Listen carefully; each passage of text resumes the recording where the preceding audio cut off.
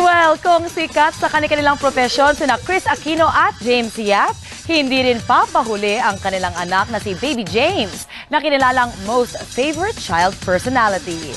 Binuko naman ni Baby James ang Christmas gift ng kanyang celebrity parents. Narito ang report. James Aquino Yap Jr., favorite male child personality. Larawan ng proud parents sina Chris Aquino at James Yap sa pagdalo nila sa National Council for Children's Television Lingkod TV Awards.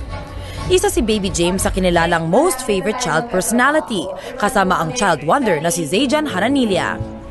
Kahit nasa korte pa ang kaso ng kanilang hiwalayan, buong-buo ang suporta nila Chris at James sa unang parangal ng bibong anak. Happy ako dahil friends na kami. Siyempre, si Baby James, lumalaki na rin. Pero may pag-asa pa kayang magkabalikan sila? Hindi na. I think we're friends now because nga we share a common love. Mahal na mahal namin si Bimbi. Patunay ng bumubuting relasyon ng mag-ex, inamin ni James na nagpasko pa silang pamilya. Tuwang-tuwa rin si Baby James sa regalo mula sa magulang. Wow! How about mommy's gift? Ano si mama? Bracelet. Every time na dadalo